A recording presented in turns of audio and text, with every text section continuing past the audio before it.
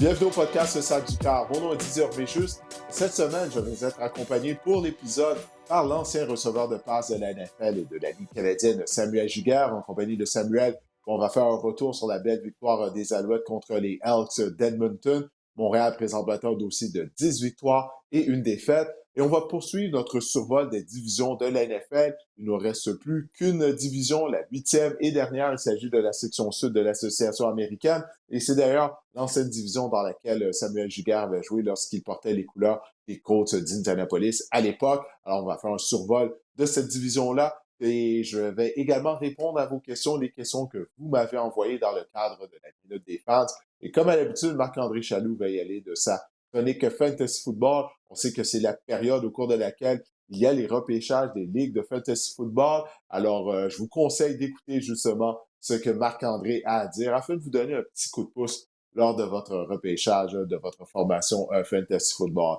Mais tout d'abord, on va accueillir Samuel Giguère et parler justement de la victoire des Alouettes. Mais enfin, Samuel, avant de parler de la victoire des Alouettes contre les Elks d'Edmonton, j'aimerais savoir c'est quoi tes impressions de la saison des Alouettes, parce qu'ils présentent maintenant un dossier de 10 victoires et une défaite. Ils sont les champions en titre de la Coupe Grey. Et je crois que qu'est-ce qui est impressionnant de leur performance jusqu'à présent, leur fiche, la fiche qu'ils ont été en mesure d'obtenir, malgré le fait qu'il y a eu de nombreux blessés depuis le début de la saison. Oui, c'est une équipe qui trouve toujours une façon de gagner. Tu l'as dit, c'est les champions de la Coupe Grey. Et la saison cette année, c'est vraiment une continuité de la saison 2023. Ils viennent toujours juste de battre un record d'équipe pour le nombre de victoires consécutives à l'extérieur. On sait combien ça peut être difficile de jouer là, quand on n'est pas à domicile. Alors là, ils viennent d'en gagner 8 d'affilée, ce qui est un nouveau record là, pour l'équipe. Et puis, c'est ça, ils trouvent toujours une façon de gagner. Et ça démontre à quel point l'équipe est transformée avec le nouveau régime en place et à quel point là, la culture a changé au sein de l'équipe. Oui, définitivement. Alors, contre les Elks d'Edmonton, ben, c'était le retour au jeu de Cody Fajardo. Fajardo n'avait pas joué depuis le 11 juillet lorsqu'il avait subi une élongation musculaire aux ischio-jambiers. Et c'était également la première rencontre en 2024 du receveur de passe Austin Mack. Mack, il y a quelques semaines, avait été libéré par les Falcons d'Atlanta. Il s'est joint aux Alouettes. Après une semaine d'entraînement, ben, il faisait partie de la formation partante.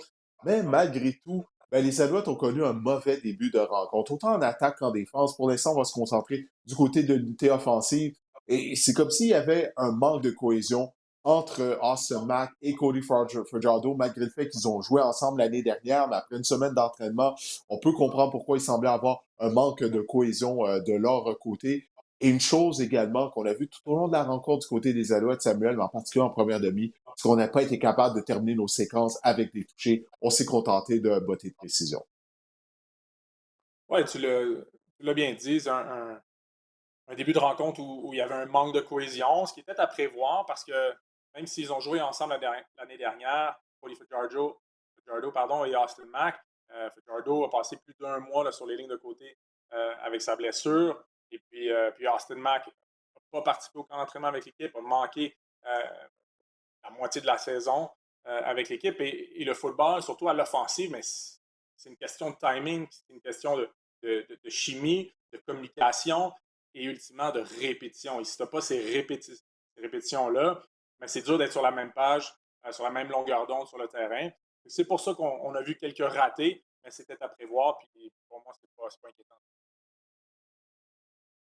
Oui, alors Anselmack lui-même avait dit au cours de la semaine, lorsque j'avais interviewé, que pour lui, il fallait qu'il s'acclimate à nouveau à la Ligue canadienne, Samuel. Puis toi-même, tu es un ancien receveur de passe, tu peux comprendre de quoi il parlait. Parce qu'il disait, bon, là, il devait se réhabituer à avoir un départ lancé et aux subtilités du football canadien. Étant donné que tu as joué à cette position-là, tu as joué dans la NFL et dans la Ligue canadienne, à quel point ça peut être difficile de s'ajuster à tout ça, surtout après seulement une semaine d'entraînement. Oui, absolument. Le Waggles, ce que tu appelles le départ lancé, oui, c'est un ajustement. Il ne faut pas être en retard, il ne faut pas être derrière la ligne quand le ballon est mis en jeu parce que là, ça met en péril tout le timing du tracé de passe puis du concept de passe parce que c'est souvent des concepts de jeu qui prennent tout le terrain ou à tout le moins la moitié d'un terrain. Et puis non seulement le timing doit être parfait entre le carrière et le receveur, mais les receveurs entre eux doivent avoir un bon timing aussi euh, pour trouver les zones puis essayer de libérer certains joueurs. Donc oui, tout ça prend des répétitions. Mais au-delà de ça, dans la Ligue canadienne de football, il y a beaucoup plus de motion, beaucoup plus de mouvement derrière la ligne de mêlée avant que le ballon entre en jeu. Et puis, quand on revient de la NFL, où on est habitué à un jeu qui est beaucoup plus statique, pre-snap, avant que le ballon soit mis en jeu. Et puis là, on arrive du côté de la Ligue canadienne.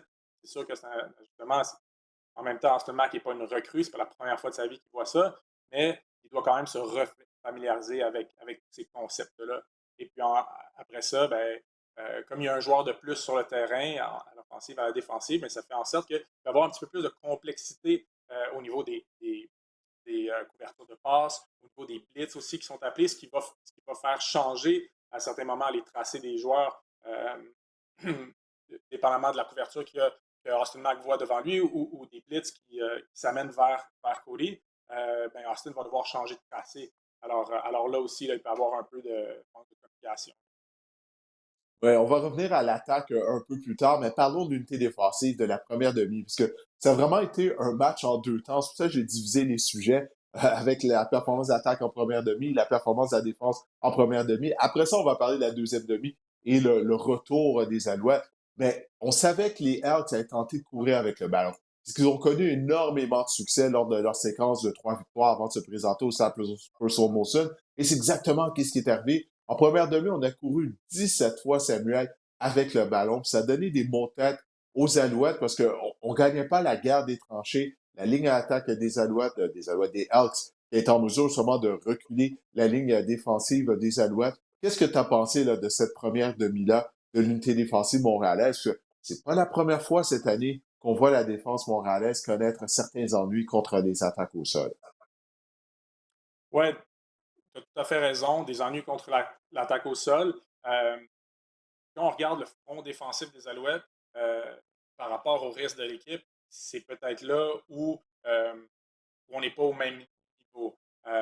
Cela dit, on a été capable de faire les ajustements nécessaires. Puis pour ça, il faut donner crédit au groupe d'entraîneurs qui sont capables de rentrer à la demi, puis de faire les ajustements nécessaires et de mettre leurs joueurs en position pour avoir du succès. Et puis après ça, les joueurs, de ne pas s'énerver, de pas se frustrer sur le terrain, et puis d'être capable de faire des gros stops en deuxième demi pour permettre à l'équipe de gagner le match finalement. Mais, euh, mais oui, quand on regarde la ligne défensive, euh, selon moi, tu parles de la guerre des tranchées, c'est là où peut-être peut-être qu'on pourrait en faire davantage. Alors, on va voir peut-être qu'un Lowell Uguak va se joindre aux Alouettes à la Osemac. Uguak qui participait au camp d'entraînement des Buccaneers de Tampa Bay. Il a été libéré. On va voir peut-être que les Bucs vont lui offrir une place au sein de leur équipe d'entraînement. Ça reste à voir. Lui qui a connu un bon camp, je sais qu'il Didier, était blessé également. Vas-y, je t'écoute. Didier, Didier, je pensais que tu allais nommer quelqu'un d'autre, là. Ouais, quelqu'un d'autre, on va en parler plus tard, là. On va en parler plus tard de Mathieu Bett. J'imagine que c'est Mathieu Bett que tu avais en tête. On va en parler Ben oui, un peu ben plus oui. tard. On va en parler un peu plus tard de Mathieu Bett. Mais bon, pourquoi pas en parler tout de suite? Mathieu Bett qui a été libéré par les Lions de Détroit. On va voir, parce que comme Lord Uguak, je sais qu'Uguak, il semble que c'était blessé lors du camp. Alors ça peut être un peu plus, ça peut être différent. Mais dans le cas de Bett, bon, il a été libéré. Est-ce qu'il va se faire offrir une place au sein de l'équipe d'entraînement? Ça reste à voir. Toi et moi, on en parlait avant de commencer l'enregistrement. L'équipe d'entraînement au sein de la NFL, des formations de la NFL. Bon, on compte 16 joueurs au sein de ces formations-là. Alors, on va commencer tout de suite à partir des rumeurs. Est-ce que les Alouettes seront intéressés à Mathieu Bett? Parce que Mathieu Bett, si je me souviens bien, son contrat était venu à échéance avec les noms de la Colombie-Britannique. Il était bel et bien joueur autonome. Comparativement à Stomac, à qui il restait 1 an à son contrat. Et d'ailleurs, les Alouettes ont annoncé aujourd'hui, on enregistre un podcast mardi soir, ils ont annoncé qu'il avait signé une prolongation de contrat jusqu'à 2028. Mais toi, est-ce que tu aimerais voir Mathieu Betts dans l'uniforme des Alouettes?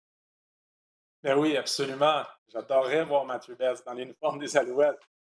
L'ancien joueur par excellence de la Ligue canadienne, le meilleur joueur en défensive de toute la Ligue l'an dernier. En plus, un produit québécois, de le voir s'aligner avec les Alouettes, ce serait super. Puis c'est un besoin pour l'équipe en ce moment. Alors, moi, je fais 1+1. Écoute, j'ai aucune information. Puis en même temps, je me dis durant la saison morte l'année passée, il y avait quelques équipes qui étaient intéressées à Matthew Betts. Alors, c'est pas parce que ça ne fonctionne pas avec une équipe qu'il n'y aura pas d'autres opportunités qui vont se présenter à lui un peu plus tard. Chaque équipe va devoir évaluer son roster. Puis on Là, tu sait parles là, des qu'à équipes la de la fin, NFL, là. oui, exact. Ouais. Et du côté de la NFL, chaque équipe évalue son roster. Il y a beaucoup de mouvements durant les fins de camp d'entraînement juste avant le début de la saison régulière. Alors, je ne serais pas surpris de, un, voir Mathieu Betts intégrer l'équipe d'entraînement, de deux, se voir offrir une opportunité avec une autre équipe de la NFL. Mais si ces options-là s'écoulent et font plus partie du portrait, pourquoi Mathieu Betts ne viendrait pas à Montréal, signer un contrat à long terme avec l'équipe et puis devenir une des têtes d'affiche de notre défense? Ben, écoute, on va voir au cours des prochains jours qu'est-ce qui va arriver dans le cas de Mathieu Betts. Comme je le dis, il y a Laure Guac qui pourrait revenir à Montréal. Il ne faut pas oublier que les Alouettes sont toujours privés des services de Sean Lemon. J'ai aucune idée de ce qui arrive dans ce dossier-là. J'ai croisé Lemon l'autre jour après une séance d'entraînement des Alouettes. Je lui ai demandé qu'est-ce qui se passe. Puis lui-même il est parti à rire. Il dit, écoute, j'en ai aucune idée quand est-ce que ça va se régler. Tout ça, Lemon qui purge une suspension. Alors, bref, on va voir qu'est-ce qui va arriver. Est-ce que Guac va se joindre aux Alouettes? Est-ce que peut-être ça sera Mathieu Betts? Est-ce que Danny Machocha nous réserve un tour de magie? On verra au cours des prochains jours. Personnellement, moi, j'aimerais, je sais pour Mathieu Betts, il souhaite faire carrière dans la NFL. Alors, ça serait bien si les Lions de Détroit pouvaient lui offrir une place au sein de leur équipe d'entraînement. Mais revenons à la rencontre Alouette-Health. Alors, parlons-en de la deuxième demi. Parce que les Alouettes ont dû encore une fois effectuer une remontée afin de l'emporter. Et je le disais tout à l'heure, ça a vraiment été un match en deux temps. Autant l'attaque en arrachant en première demi, mais dès le premier jeu du troisième quart, on est sorti en lion du vestiaire du côté des Alouettes. Samuel, on a gagné pas moins de 256 verges d'attaque seulement au troisième quart. Et, écoute, et Cody Fajardo m'a dit, bon, qu'il se sentait un peu rouillé en première demi. Il ne faut pas oublier que les Alouettes ont joué sans leurs deux gardes partants au sein de la ligne à l'attaque. Mais vraiment, on a apporté des ajustements. Tu parlais des ajustements de la défense, mais on en a apporté également en attaque. Oui, absolument. Puis à chaque fois que je parle à quelqu'un, un membre de l'équipe, un membre du groupe d'entraîneurs ou même du staff là, qui est en périphérie de l'équipe, l'équipe est une équipe championne. C'est des champions. Ils se voient comme des champions. Et puis tout le monde a confiance l'un envers les autres. Et puis malgré les erreurs, malgré que, comme en première demi, ça ne va pas comme on le souhaiterait, ben, tout le monde a confiance en son coéquipier, en son entraîneur. Et puis, tout le monde sait que quand il va arriver la fin du match, ben, il y a quelqu'un qui va faire le gros jeu pour permettre à l'équipe de gagner. Et puis, je pense que comme tout le monde ressent la confiance de ses coéquipiers, les entraîneurs ont confiance en leurs joueurs et vice-versa, eh bien, tout le monde est. Il y a moins de pression ressentie. Alors, même quand on fait des erreurs, même quand l'écart se creuse, on tire de l'arrière, on ne ressent pas cette pression-là et on est libre de faire les gros jeux qui, par la suite, vont faire gagner. Ouais, gros jeu, on l'a vu là, lors des faits saillants. Cole Speaker a connu un fort match. Il a inscrit deux touchés. Écoute, c'est tout un catch qu'il a fait là, dans le coin de la zone début lorsqu'il était en mesure de garder un de ses pieds à l'intérieur des limites du terrain. Mais j'aimerais ça te parler de Charleston Rambo. Parce que Charleston Rambo, moi, euh, écoute, dès la première séance d'entraînement au camp des Alouettes à Saint-Jérôme au mois de mai dernier, il ressortait du lot en raison de sa rapidité et d'à quel point il est explosif. En plus, ça, il portait le numéro 76, c'est un numéro affreux pour un receveur de passe. Mais c'est quoi, ça joue en sa faveur, puisque ça a été à le faire remarquer. J'aimerais savoir qu'est-ce que tu penses du Rambo, parce que du côté des Alouettes, on se casse pas la tête. Hein. Dès qu'il y a de la couverture homme à homme, on regarde du côté du numéro 14 et il est en mesure de battre à plate couture les demi-défensifs, les demi-coins qu'il court.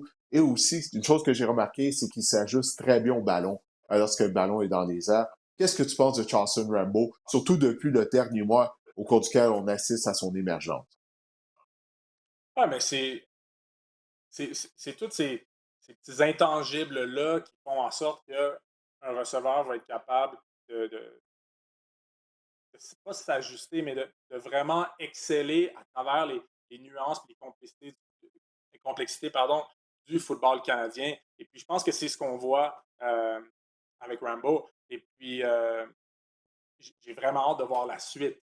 J'ai vraiment hâte de voir sa progression là, durant la deuxième moitié de la saison.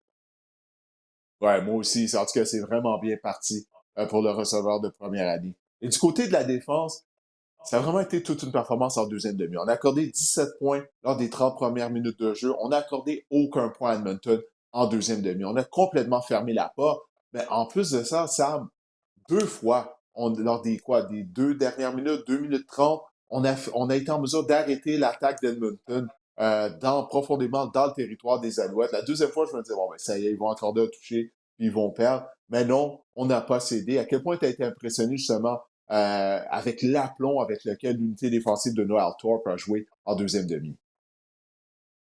Ben, c'est comme on le disait tantôt, à la demi, on a fait les ajustements nécessaires. Puis je pense que euh, Noel Thorpe, ayant évolué contre lui quand il était coordinateur défensif, puis après ça, avec lui quand il était coordinateur défensif de la même équipe pour laquelle je jouais, ben en anglais, le terme c'est situational football, fait un football de situation. Savoir quand le moment est très important, les jeux qui vont être déterminants pour le match, ben, c'est de mettre les joueurs en position pour avoir un impact positif durant ces jeux-là.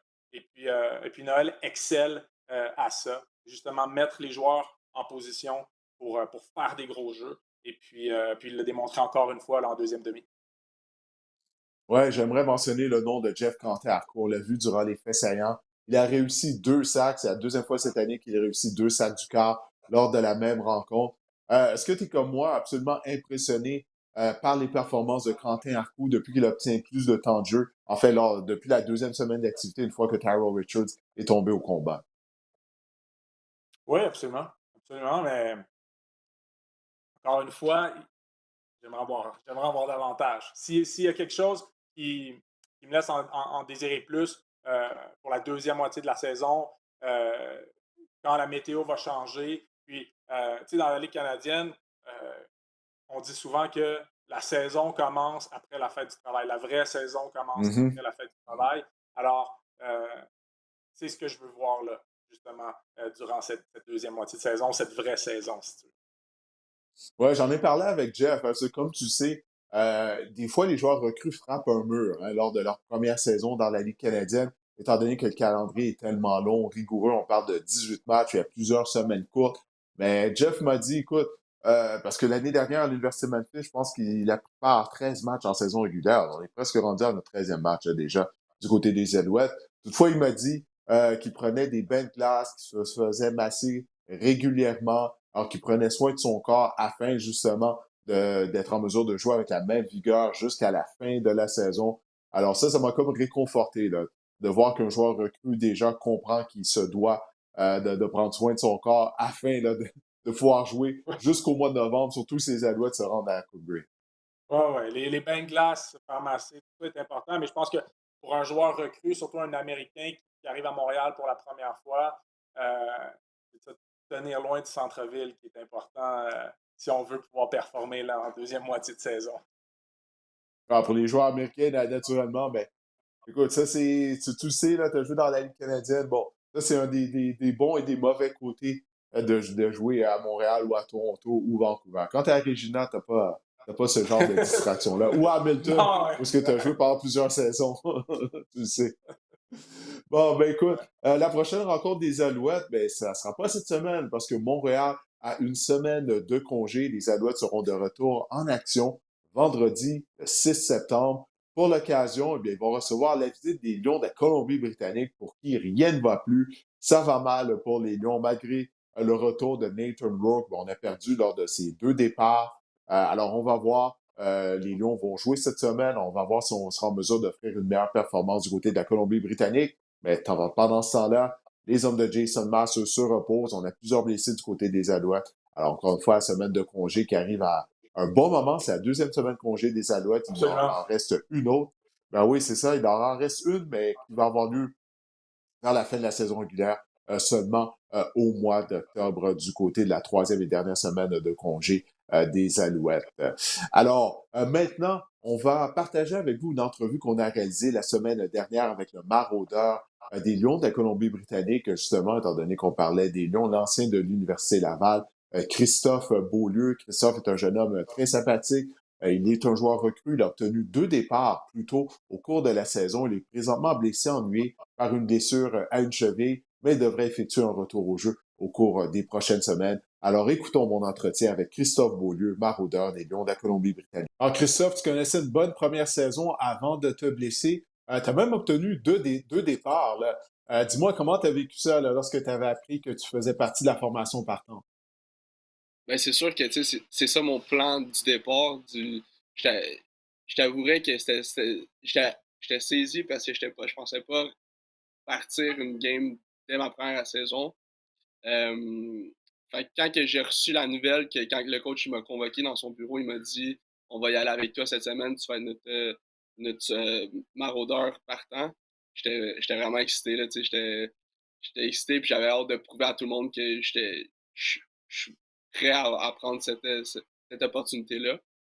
Euh, Tu sais, tout au long du camp d'entraînement, j'ai prouvé au coach qu'il pouvait me faire confiance. Tu sais, toutes les chances qu'il m'a données, euh, les opportunités, je les prenais. Puis, tu sais, j'essayais de faire les meilleurs jeux que je pouvais.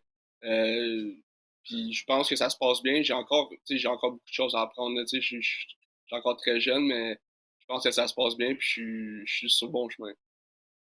Mais justement, est-ce qu'il y a quelque chose qui t'a surpris de la Ligue canadienne, c'est du calibre de jeu? Est-ce qu'il y a un moment, tu sais, on dit tout le temps un welcome to the CFL moment, tu sais, est-ce qu'il y a un moment, quelque chose qui est arrivé, tu t'es dit, wow, OK, le calibre est fort ici, là. Je te dirais que c'était la grosseur des porteurs de ballon. Je pense que c'est ma première game pré-saison. J'étais habitué de. J'étais un gars quand même assez physique. Je suis pas un gros maraudeur, mais je suis capable de bien plaquer. Puis je pense à ma première game pré-saison, ça faisait 20 verges que je descendais puis je m'en allais pour le plaquer. Puis j'allais bien aligné, mais il y a à peine lui, il s'est relevé comme si rien n'était. Moi, je frappais un mur. Là. Je me suis relevé, j'ai dit, ah ouais, ok. C'est pas la Tu te souviens, RSVQ, c'était mettons. Là. qui? Ouais, tu te C'est souviens, le c'est qui le running back. demi-amateur? C'était le running back de Calgary, Emmons. Edmonds. OK. Le Edmonds, 28, qui est est-ce rendu qu'il a fait 28, là. l'équipe même? Ouais, OK, OK, il Ah, il est a fait toujours là, l'équipe. ouais. Ouais, il a OK. fait l'équipe. Mais Ben, tu vas t'en souvenir c'était longtemps. ouais, ouais, c'était Welcome to the CFL, là. C'est pas des jeunes de 200 livres, là. C'est 230 livres, puis ça rentre, là. Ouais, puis ils sont plus matures physiquement en plus, hein, naturellement, Exact, ils sont plus exact. âgés. Donc, Ouais, ouais, ça c'est un bel ajustement à ouais, faire. Mais ouais, écoute, les Lions, vous avez connu un bon début de saison. Et puis en ouais, plus de ça, ben, il y a Nathan Rook qui est de retour. Bon, malheureusement, vous avez perdu le match de la semaine dernière lors de son ouais. premier départ. Mais comment vous avez vécu ça là, du côté des joueurs, le retour de Nathan Rook? En plus que Vernon Adams ben, jouait très bien là, jusqu'à tout récemment. Puis là, bon, malheureusement, il s'est blessé aussi. Ouais, ben moi je pense que tu sais, c'est bénéfique pour nous là, d'avoir deux bons carrières, là, tu sais, c'est juste du positif. Là. Euh, Vernon Adams, c'est un excellent leader dans l'équipe. C'est une personne qui apporte l'équipe vers le haut. Il est là pour tous ses coéquipiers. Je pense qu'il peu importe ce qui va se passer dans la chambre de carrière, je pense qu'il va être là pour l'équipe, va nous encourager vers le haut. Puis si c'est pas lui qui va nous leader vers comme le carrière partant, ça je veux dire. Tu sais, Nathan Work, c'est un All-Star. On n'avait pas le choix de. Moi, moi, moi, mettant dans la position d'un GM, j'aurais fait la même chose, tu sais, parce que un bon carrière comme ça, tu peux pas passer la chance de le donner à une autre équipe non plus. Puis c'est un jeune carrière aussi, tu sais, il a eu l'opportunité d'aller dans la NFL pas pour rien parce qu'il est capable de jouer du bon football. Puis je pense qu'il, tu sais, sa première game en 3 ans, ça faisait 3 ans qu'il n'avait pas joué au football. Puis qui Hmm. arrive, puis toute la semaine de pratique, il lançait des balles incroyables. Là, tu le vois qu'il lance. C'est un gars d'instinct, c'est un gars qui est capable de faire de la magie. Fait que c'est encourageant pour le futur, mais je pense que ça va être plus compétitif avec Nathan puis Vernon qui compétitionnent pour la job de partant. Moi, je vois juste que ça comme du positif. Tu sais. Oui, absolument. Comme tu l'as dit, là, vous misez maintenant sur deux excellents carrière. Le match de la Coupe Grey va avoir lieu dans votre stade, OBC Place, au mois de novembre. Est-ce que c'est quelque chose dont vous avez parlé, là, d'être en mesure de participer au match de la Coupe Grey à domicile devant vos partisans, surtout que lors des dernières saisons, ben, l'année dernière, vous aviez encore une fois une bonne équipe. Bon, je sais que tu ne faisais pas partie des Lions, mais Ouais. à ce moment-là, il s'en est fallu peu là, pour que la Colombie-Britannique participe au match ultime. Cette année, c'est chez vous, au BC Place. Est-ce que vous en avez parlé entre vous de ça? Je pense qu'on s'en est parlé. La première journée, on s'est dit qu'on n'a pas le choix. Tu sais, c'est ça le plan, c'est ça le but. Tout le monde est clair là-dessus, tout le monde est ici pour pour se rendre là. Mais après ça, il faut juste que tu y ailles journée par journée, rep by rep. Chaque match a son importance. Fait que on n'en reparle plus de que tu sais, on est au courant, mais là, il faut qu'on recommence à faire les petites choses comme les petites choses de la bonne manière. Tu sais, je pense que on essaie de trop en faire des fois. C'est juste, je pense que qu'est-ce qui rend les Alouettes en ce moment très bons, qui close des games, c'est parce qu'ils font les petites affaires de la bonne manière. Puis je pense que on a bien fait ça en début de saison, mais là, il faut qu'on recommence à faire ça. Il faut tu sais, on a une bonne chimie dans l'équipe, on a des bons joueurs, des bons leaders. C'est juste que pour partir la machine, puis c'est ça. Je pense que c'est dans ce chemin-là qu'on s'enligne. Ouais, ben écoute, Christophe, on va te souhaiter de bien récupérer de ta blessure à une cheville. On espère de te voir en uniforme contre les Alouettes, parce que vous n'avez pas encore joué contre Montréal. Vous allez Ouais, venir au ouais, Sappers au Molson et les Alouettes au mois d'octobre vont aller à Vancouver au BC Place afin de vous affronter. En tout cas, je vais m'assurer d'aller te saluer durant la période d'échauffement. Encore une fois, je te remercie d'avoir accepté mon invitation. Je te souhaite d'être en ça, santé et d'être en mesure de terminer la saison régulière en force en espérant te voir en action lors des éliminatoires. parfait. Merci beaucoup, Didier. Passe une bonne journée. On va maintenant commencer notre survol de la section sud de l'Association américaine en jetant un coup d'œil au classement de la saison 2023 afin de se rafraîchir la mémoire. Comment ça s'était terminé? Souvenez-vous, il y a un an, pareille date, on disait que les Texans de Houston allaient être une des pires formations de la NFL. Et puis voilà, ce sont les Texans qui ont terminé au premier rang de la section, suivis des Jaguars de Jacksonville qui se sont complètement effondrés en deuxième moitié de saison. Les Colts ont raté les éliminatoires de justesse avec une fiche de 9 et 8. Et les Titans du Tennessee ont terminé dans la cave du classement de la section sud de l'Association américaine. Alors, c'est avec les Titans, Samuel, qu'on va commencer notre survol de cette division. Les Titans qui vont miser sur un nouvel entraîneur-chef. On a congédié Mark Vrabel après la saison régulière. On a embauché Bill Callahan, enfin, je dis Bill Callahan, Brian Callahan, qui est le fils de Bill Callahan. Bill Callahan est maintenant l'entraîneur de la ligne à l'attaque des Titans du Tennessee. Brian Callahan était coordinateur à l'attaque des Bengals de Cincinnati. Toi, qu'est-ce que tu avais pensé de cette décision-là, premièrement, de congédier Mike Vrabel afin de le remplacer par Brian Callahan, qui honnêtement, on ne connaît pas beaucoup, en plus que c'est Zach Taylor qui sélectionne les jeux du côté des Bengals. Ouais, écoute, moi, Mike Vrabel, je, je l'appréciais comme entraîneur. Euh, C'était un gars qui était passionné, c'est un gars qui était pas agressif, mais c'est ça, passionné sur les lignes de côté. Je trouvais qu'il arrivait à motiver ses joueurs, mais en bout de ligne, euh, c'est une question de victoire et de défaite. Puis il n'avait pas amené son équipe à gagner assez de matchs.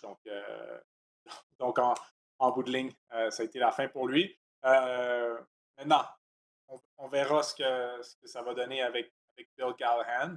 Mais j'ai surtout hâte de voir le jeune receveur là, de deuxième année. Will Davis. Oui, ben écoute, tout d'abord, parlons de la saison morte des Titans du Tennessee. On va jeter un coup d'œil justement aux nouveaux venus, aux joueurs qui ont quitté l'organisation. C'est une chose qu'on a remarqué durant la saison morte. Bon, on a complété une transaction pour mettre la main sur le Jarius Sneed, demi de coin, mais c'est surtout les acquisitions qu'on a fait en attaque. Le centre, Cushenberry, Calvin Ridley, receveur de passe, anciennement des Falcons et des Jaguars de Jacksonville. C'est comme si on a voulu bien l'entourer. On a mis l'emphase afin de bien entourer Will Levis, notre carrière. Choix premier ronde, J.C. Layton, un bloqueur à gauche. Et on voit dans la colonne de droite, bon, Derrick Henry n'est plus là. Qu'est-ce que tu as pensé? Est-ce qu'il y a quelque chose qui te saute aux yeux de la saison morte, des départs et des nouveaux venus du côté des Titans du Tennessee? Ben, le demi de coin, Snead, ça, c'est super important, tu sais, d'avoir ce demi de coin-là que tu peux matcher, que tu peux mettre devant le numéro un, le receveur numéro un de l'équipe adverse, de pouvoir jouer une couverture homme à homme avec ce receveur-là, numéro un, de ne pas pas être obligé d'avoir deux maraudeurs dans la zone profonde ou de doubler ce receveur-là. Ça te permet de garder un joueur de plus dans la boîte parmi ton front défensif, arrêter le jeu au sol. Fait avoir ce type d'athlète-là au poste de demi de coin, ben, ça te permet de faire d'être plus versatile en défensive. Ouais, définitivement, on avait plusieurs Ça, ça, trous du côté ça des Titans du m'impressionne. Tennessee. Sinon ben, il y a Calvin Ridley qui s'amène des Jaguars, Mhm, qui a eu des bonnes stats l'année passée, mais je pense que tout le monde s'attendait un peu plus de lui, même les Jaguars, pour ceux qui n'ont pas qui n'ont pas accepté de le payer, qui l'ont laissé partir finalement. Alors, est-ce que Ridley va être un bon atout pour Levis? J'ai hâte de voir. Mais c'est ça, j'ai surtout hâte de voir Levis qui s'est amené là, en deuxième moitié de saison l'année passée, choix de deuxième ronde. Puis là, je pense qu'on va lui faire confiance pour cette année. L'année passée, on a vu des belles choses, on a vu des erreurs aussi. Euh, alors, j'ai vraiment hâte de voir là, cette année parce que quand on regarde l'association Sud, la FC South, on a trois très bons carrières dynamiques avec Trevor Lawrence, Anthony Richardson et bien sûr CJ Stroud. Mais là, on a Will Levis qui est comme un distant quatrième. Alors, voyons voir là, ce que lui va être capable de faire cette année. Là. Ben, qu'est-ce que tu as pensé de Will Levis la saison dernière? Parce que il avait très bien commencé, mais après ça, on voyait qu'il avait des ennuis, surtout avec la précision de ses passes. Moi, je crois pas qu'il a l'étoffe afin de devenir un carrière partant du côté de la NFL, du moins un carrière de concession plutôt, je devrais dire. Toi, qu'est-ce que tu penses de Will Levis? Je comprends, il y a des bons atouts physiques, bon, il y a une bonne mobilité, il se débarrasse très rapidement du ballon, mais puis bon, je veux pas être trop sévère à son endroit, parce que la ligne à l'attaque du Tennessee la saison dernière, elle était vraiment mauvaise. Puis là, on a tenté de rectifier ça, comme je l'ai dit, avec J.C. Latham, notre choix de premier rond, bloqueur à gauche, Cushenberry, le centre, on a mis sous contrat. Mais toi, est-ce que tu penses que Levis a ce qu'il faut afin de devenir un carrière de concession? C'est encore un peu tôt pour le dire. C'est sûr que si on se rapporte à l'an dernier, son match contre les Falcons où il a lancé 4 passes de toucher, ben, si tu prends juste ce match-là, oui, absolument qu'il a l'étoffe d'un carrière de concession. Oui, absolument, il peut devenir le visage de la franchise des Titans. Mais après ça, on a vu des erreurs, on a vu des interceptions, et puis on a vu une prise de décision qui était douteuse. Alors, c'est pour ça là, qu'on on a vu comme les deux côtés de la médaille. Alors là, comme tu l'as dit, avec une ligne à l'attaque qui va être plus robuste cette année, voyons voir ce qu'il va être capable de donner. Mais oui, comme choix de deuxième ronde, c'est pas un first overall pick, c'est pas un choix de première ronde non plus. On n'aura pas la même patience avec lui. Mais tu sais, si tu te souviens bien, au repêchage, pas qu'il vient de passer, mais l'an dernier, on parlait de lui en première ronde. On parlait de lui même là, parmi le top 5, le top 10. Finalement, il avait descendu en deuxième journée, mais en deuxième ronde plutôt, mais tout ça pour dire que beaucoup le voyaient comme possiblement un franchise quarterback, un visage là, de franchise et puis un quart de concession. Alors, voyons ce qui va se passer cette année. Ça va être excitant là, cette année dans la SEC South. Beaucoup de joueurs qui ont des choses à prouver. Il y a des équipes qui ont les vents dans les voiles comme Houston, mais je pense que Tennessee, que tout le monde voit là, au bas du classement euh, en commençant la saison, je pense qu'il pourrait surprendre. Ouais, parce que ce que j'aime du côté des Titans, c'est on a essayé de mettre les chances de notre côté, là. en donnant des armes à Levis, en améliorant la ligne à l'attaque. Alors, moi, on a tout fait afin là, de bien entourer notre jeune carrière. Et si ça ne fonctionne pas, bon, au moins, le reste de l'équipe sera en place afin d'amener une autre carrière via le repêchage ou via le marché des joueurs autonomes la saison prochaine. Mais on va voir ce que ça va donner du côté de Will Levis avec une attaque qui, en théorie, du moins en termes de talent, est améliorée comparativement à la saison dernière. Maintenant, quel est l'état d'âme des partisans des Titans du Tennessee? On fait ça là, depuis qu'on a commencé à faire notre survol des divisions. Donc, on aperçoit, ouais, Derrick Henry, il est plus là. Hein? Il a quitté. Alors, on pense que Derrick Henry, qui porte peut-être les couleurs des Ravens de Baltimore, se dirige au Super Bowl possiblement, alors que pour les Titans, bon, on va déjà penser au repêchage de la NFL, puis on voit avec l'emoji les partisans qui sont en pleurs déjà. Alors, on s'augure pas bien pour les Titans du Tennessee. Ben là, ben, on s'amuse avec tout ça.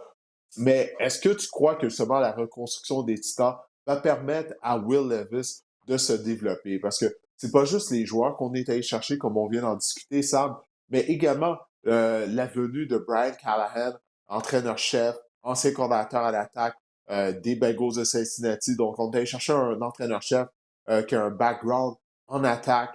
Et puis vraiment, là, c'est comme si ça avait vraiment été l'emphase de la saison morte. On a tout fait afin de donner un coup de pouce au développement de Levis.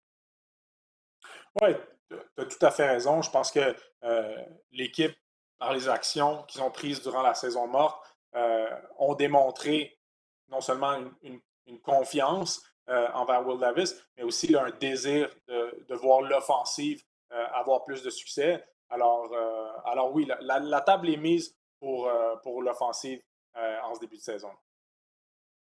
La question de savoir combien de victoires les Titans du Tennessee seront en mesure de décrocher en 2024, la saison qui arrive à grands pas, ça a commencé jeudi le 5 septembre. Alors Sam, plus ou moins de 6 victoires et demie pour les Titans du Tennessee cette saison? Hmm. Écoute, je dis, moi j'ai envie de dire 6 victoires. Puis si Will Levis se développe et puis va chercher là, tout le potentiel qu'il est capable d'avoir, peut-être 8, mais je leur prédis pas là, une fiche gagnante. Moi, j'ai les plus, mais de juste 7 victoires. Je vais leur donner 7 victoires aux Titans du Tennessee. On a rehaussé le niveau de talent qu'il y avait au Tennessee, puis c'est vraiment pas une formation talentueuse en 2023. Est-ce que ça va être suffisant? Ça reste à voir. Alors, mais tout passe par le développement de Will Levis, comme tu l'as dit. Je crois qu'on s'entend là-dessus. Alors, maintenant, on va se tourner vers une équipe pour laquelle tu as joué. Les Colts d'Indianapolis, tu as porté les couleurs des Colts de 2008 à 2010, la plupart des matchs de saison régulière. Ben oui, on te voit en action là, à l'époque. Et puis, tu as eu la chance de jouer avec des grands joueurs. Là, on parle de Peyton Manning, Reggie Wayne notamment, qui sont maintenant au temple de la renommée du football. C'est quoi tes souvenirs, justement, de ton séjour avec les Colts d'Indianapolis? Ah, ben, des souvenirs, j'en ai plusieurs. Écoute, l'équipe dans ce temps-là avait tellement de succès, connaissait tellement de succès. Euh, je me rappelle ma dernière saison avec les Colts. On avait commencé l'année 14 victoires, 0 défaites. C'est l'année où on a perdu au Super Bowl. Mais c'est ça, on enchaînait les victoires. Le roster à l'offensive comme à la défensive était rempli de Hall of Famer, de joueurs qui sont maintenant dans le temple de la renommée. Et puis, ouais, d'avoir côtoyé ces gars-là sur le terrain, ben, ça a été une expérience incroyable. Et puis j'en garde vraiment des très, très bons souvenirs. Puis, ces années-là sont loin derrière pour moi, sont loin derrière pour les Colts également. Là, je regardais justement aujourd'hui, ça remontait à quand la dernière année où les Colts ont remporté la division, et puis ça remonte à 2014, Didier. Alors ça Ouais, fait c'est 10 10 ans. ans, hein? Ouais. Alors on va se croiser les doigts pour que Anthony Richardson reste en santé toute la saison, et puis que les Colts soient capables d'aller chercher la division là, cette année. Ben, avant de parler d'Anthony Richardson, on va jeter un coup d'œil justement à la saison morte des Colts en termes des nouveaux venus et des joueurs qui ont quitté l'organisation. On s'est concentré du côté des Colts. Vous voyez, il n'y a pas tant de joueurs que ça sur le tableau. Du côté des Colts, Sam, le DG Chris Ballard s'est concentré vraiment à re-signer ses joueurs, ses jeunes joueurs. Il en a re-signé plusieurs. Alors, du côté de l'arrivée, bon, il y a Joe Flacco. Ça, c'est pas négligeable, étant donné que Richardson se remet d'une blessure. Et on a vu que Flacco a connu une bonne saison pour les Browns de Cleveland l'année dernière. Laitu Latu, l'ailier défensif, choix de première ronde. Ça, c'est un joueur que j'aime beaucoup. Un produit de UCLA. Puis tu sais, Indianapolis, la foule est bruyante. Alors, si les Colts ont l'avance, comme à l'époque de Dwight Freeney et de Robert Mathis, on va pouvoir chasser le carrière avec Olatu. Je ne le mets pas dans la même catégorie que Dwight Freeney, là. C'est pas ça que je viens de faire, on se calme. Mais je trouve qu'il a un beau, il a un beau potentiel. Alors, qu'est-ce que tu penses de la saison morte des Colts? Comme je dis, là, il n'y a pas eu tant d'action que ça du côté d'Indianapolis, mis à part le fait qu'on a re-signé nos jeunes joueurs. Ouais, je pense qu'on a re-signé tous les joueurs défensifs du côté des Colts. Euh, Pourtant, ça aurait peut-être été là où on aurait pu mettre un peu d'argent parce que quand on regarde la statistique là, pour la saison dernière en défensive, c'était pas très reluisant. Malgré le fait qu'ils étaient tout près de faire les séries éliminatoires, là, même avec Gardner Minshew au poste de carrière. Pour moi, le fait de signer Joe Flacco, c'est très important, non seulement parce que, oui, tu l'as dit, Anthony Richardson se remet d'une blessure à l'épaule la saison dernière. Il pourrait toujours se blesser cette année aussi. Alors, ça prend un vétéran qui est capable de livrer la marchandise s'il est appelé là, à jouer. Non seulement ça, mais Anthony Richardson, c'est un joueur de deuxième année. C'est pas un joueur qui a énormément d'expérience football. Il n'a pas joué tant de matchs universitaires que ça avec, Ouais, seulement 13 départs à l'université. avec la Floride, exact. Alors d'avoir un gars comme Joe Flacco, énormément d'expérience, gagné le Super Bowl, NFL MVP, alors d'avoir quelqu'un comme ça avec lui chaque jour dans la salle de meeting, sur le terrain de pratique, sur les lignes de côté durant les matchs, je pense que ça va être très formateur pour Anthony Richardson. Sinon, à l'attaque, ben, il faut savoir que l'an dernier, quand Anthony Richardson a débuté la saison, Jonathan Taylor était blessé. Et puis après ça, Oui, c'est Anthony vrai. Richardson s'est blessé quand Jonathan Taylor est revenu. Alors, ces deux-là n'ont pas joué ensemble, n'ont pas partagé le champ arrière du tout. Alors là, cette année, c'est véritablement la première fois où on va les voir les deux ensemble. Et puis on sait qu'Anthony Richardson est très dynamique par la course, lui aussi. Jonathan Taylor est selon moi toujours un des meilleurs porteurs de la ligue. Avec la ligne à l'attaque qu'ils ont, la ligne à l'attaque des Colts, elle est phénoménale. Puis comme receveur, on a Pittman Jr. Alors, quand on rassemble tous ces éléments-là, je pense qu'à l'attaque, on va voir de très, très belles choses de la part des Colts. Oui, en plus de ça, pour mettre à côté de Pittman, il y a Adonai Mitchell, choix de deuxième ronde. C'est un receveur qui est talentueux. Il a chuté au repêchage. Bon, soi-disant qu'il avait des troubles de comportement, mais Chris Ballard a rassuré les partisans des Colts lorsqu'ils l'ont repêché. Il a dit non, non, nous, on a fait nos devoirs. C'est un gars qui a commis quelques bévues quand il était jeune, mais c'est un joueur qui a un très bon caractère. Alors, tu sais, potentiellement, l'attaque des Colts pourrait être très intéressante, mais tout passe, bien sûr, par Anthony Richardson, il n'y a aucun doute là-dessus. Je tourne justement un coup d'œil à qu'est-ce que les partisans des Colts pensent de leur formation avec les emojis et les memes.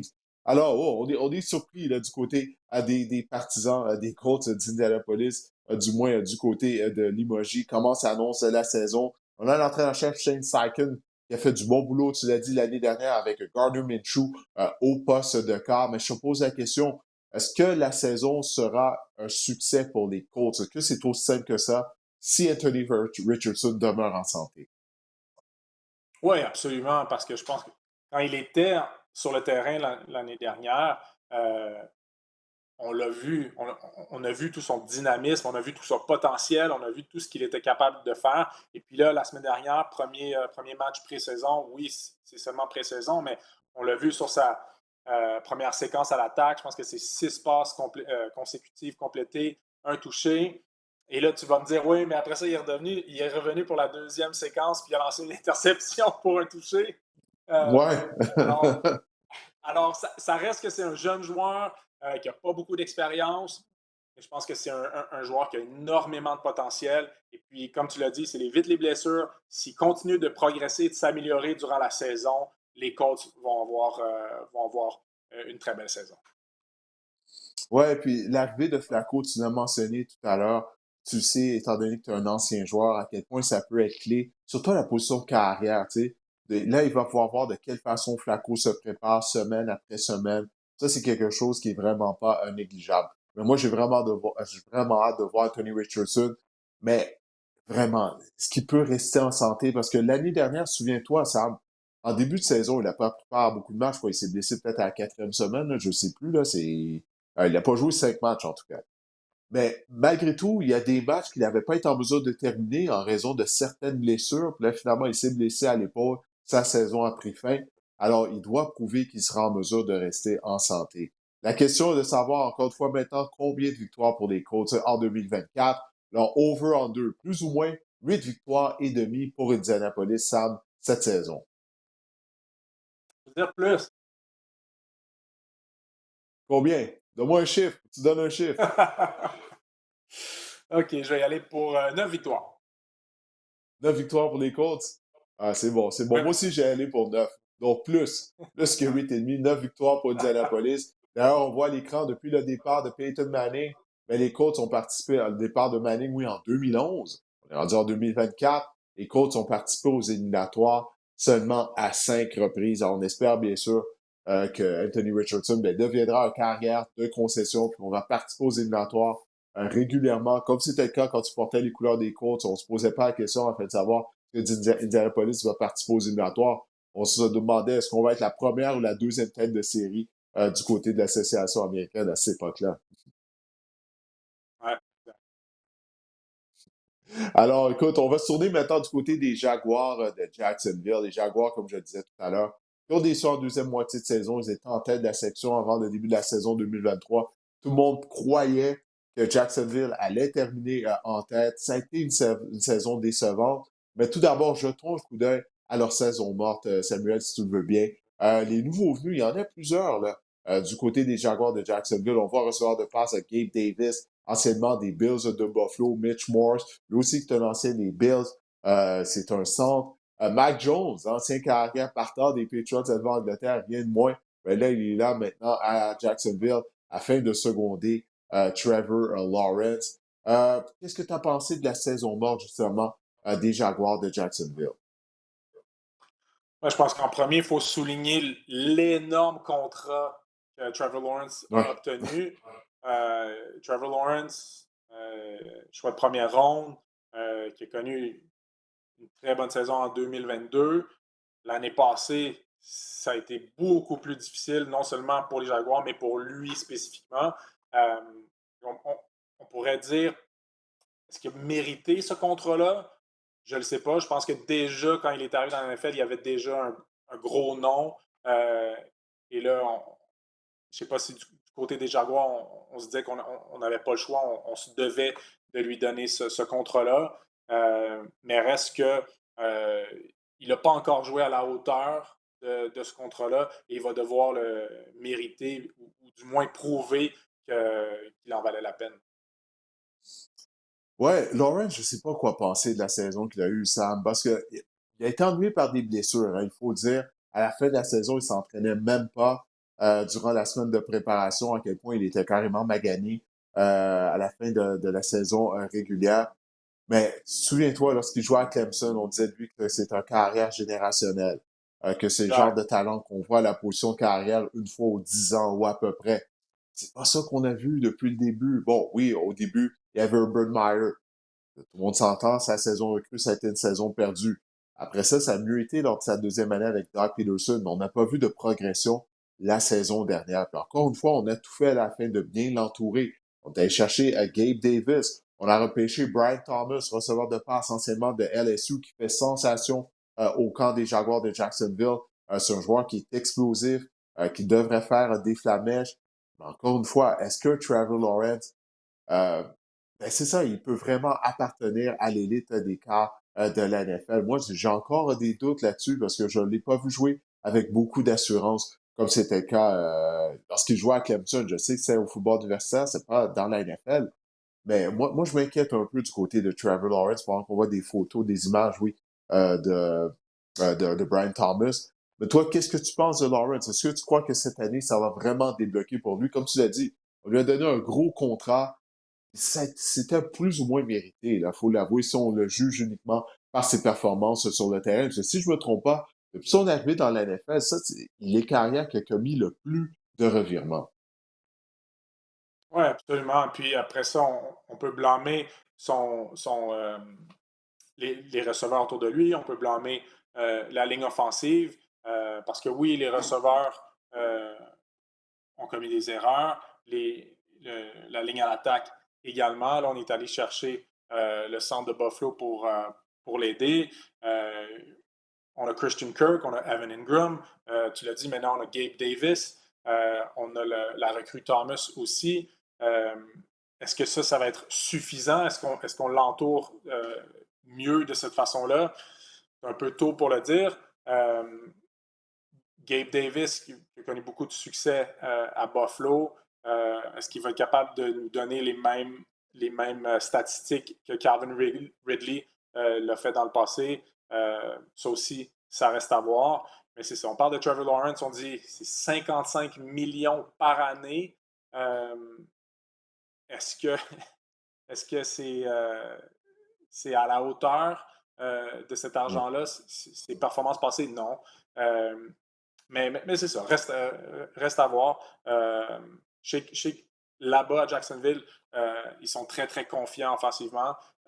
Puis si on se déplace là, du côté défensif du ballon, ben, leur ligne défensive, elle est très, très bonne. Elle pourrait être une des meilleures, sinon la meilleure ligne défensive de la NFL cette saison. Alors, si la ligne défensive est capable d'aller chercher des sacs du corps, de stopper des séquences à l'attaque des équipes adverses, mettre la pression sur les corps, et puis rabattre des passes au niveau de la ligne de mêlée. Mais tout ça, ça redonne le ballon rapidement à l'équipe. Ça donne des opportunités supplémentaires à Trevor Lawrence. Alors qui sait ce qui va se passer, mais ça pourrait aller d'un côté comme de l'autre.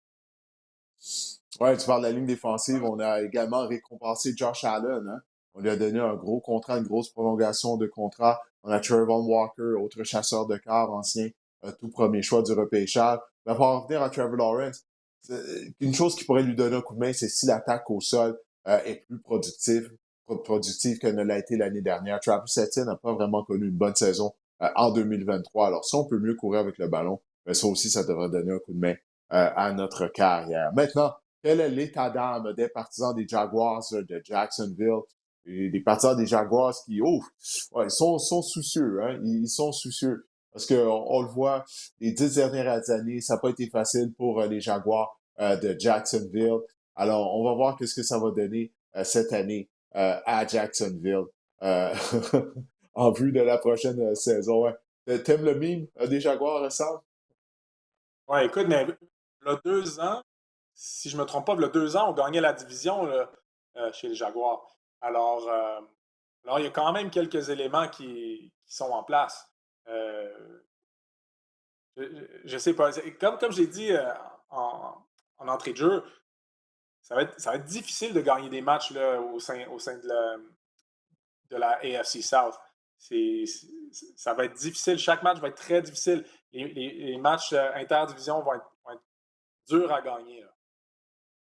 Si les Jaguars participent aux éliminatoires, est-ce que c'est la fin de Doug Peterson à Jacksonville, selon toi? Ah, ça dépend. Ça dépend de comment l'attaque fait, surtout, selon moi. Euh, Puis sinon, ça dépend. Est-ce qu'ils ne font pas les séries, puis ils gagnent seulement 4 victoires cette année, ou ils ne font pas les séries, mais ils en gagnent 7 ou 8? Euh, si on est capable d'aller chercher 7, 8 victoires, ben, peut-être qu'on lui fait confiance pour l'année prochaine. Euh, mais si on n'est pas capable d'aller chercher là, cette victoire, d'après moi, oui, c'est la fin de Doug Peterson. Maintenant, on va parler d'équipe qui a terminé au premier rang de la section sud américaine la saison dernière. Il s'agit des Texans de Houston. Tout le monde favorise les Texans cette année afin de répéter à titre de champion de section. Mais avant, ouais, j'ai oublié. Le over-under des Jaguars, Sam, avant de parler des Texans de Houston. Alors, combien de victoires pour les Jaguars de Jacksonville avec cette belle photo de Trevor Lawrence? Plus ou moins 8 victoires et demi pour les Jaguars. Je veux dire moins, je veux dire 8. Oui, donc tu crois pas que ça va bien aller nécessairement à Jacksonville cette année? Ben écoute, je vois mal comment ils vont pouvoir gagner plus de 8 matchs. Là. Tu regardes leur cédule cette année, ça va être difficile. Puis comme je l'ai dit, les matchs intra-division vont être difficiles. On va aller chez les Titans, ce ne sera pas une mince affaire. On va aller à Indianapolis non plus, puis on s'apprête à parler des Texans, mais ça aussi, ça va être très, très difficile. Alors je vois mal comment on pourrait gagner le plus de 8 matchs cette année pour les Jaguars. Je vais aller avec moins, moi aussi. Et encore moins que toi, 7. Seulement 7 victoires pour les Jaguars. Doug Peterson, je sais qu'il a gagné un Super Bowl lorsqu'il menait les Eagles de Philadelphie. Mais quand tu regardes sa carrière, mis à part cette saison magique-là, tu sais, Doug Peterson, il a des ennuis en tant qu'entraîneur-chef. Je suis pas convaincu. Je suis aussi convaincu que ça qu'il est un excellent entraîneur-chef. Alors, moi, seulement 7 victoires pour moi du côté des Jaguars. Ça commence à faire longtemps, le Super Bowl des Eagles. Si on regarde Frank Wright l'an dernier en Caroline, qui lui aussi Ah, c'est faisait un partie désastre. de cette unité d'entraîneur-là chez les Eagles quand ils ont remporté le Super Bowl. Alors, c'est ça, c'est pas une garantie de succès là, juste parce que tu as un Super Bowl sur ton CV. Là. Oui, définitivement. Alors maintenant, on va se tourner du côté des Texans de Houston pour de vrai. Cette fois-ci, comme je le disais tout à l'heure, les Texans sont largement favoris afin de terminer en première position de la section. On a été actifs là, du côté de Houston au cours de la saison morte. Tout d'abord, on a fait l'acquisition de Stephen Diggs, ancien receveur étoile des Bills de Buffalo. On a amené un autre vétéran dans le champ arrière, Joe Mixon, anciennement des Bengals de Cincinnati. On a mis sous contrat le chasseur de corps, l'ancien des Vikings, de Neil Hunter. Donc, clairement, Sam, du côté des Texans de Houston, on s'est dit, on a un carrière de concession en CJ Stroud, on y va pour le tout pour le tout. On va tenter de gagner un Super Bowl avec l'ajout de vétérans de la sorte. Comment toi, tu as vu la saison morte des Texans de Houston? Ben, c'est exactement ce que tu viens de dire. Je pense que on est allé chercher des gros noms, des gars qui sont capables de faire une différence. Là. Stephon Diggs, euh, à lui seul, là, peut changer le visage d'une attaque. Et puis Hunter, c'est la même chose, mais du côté défensif. Alors, le fait d'être allé chercher ces deux gars-là, oui, là, ça démontre qu'on a des sérieuses ambitions chez les Texans. Et puis oui, tout le monde les met favoris pour remporter la division. Certains parlent d'eux comme garantie de participer au championnat de l'américaine, de la conférence.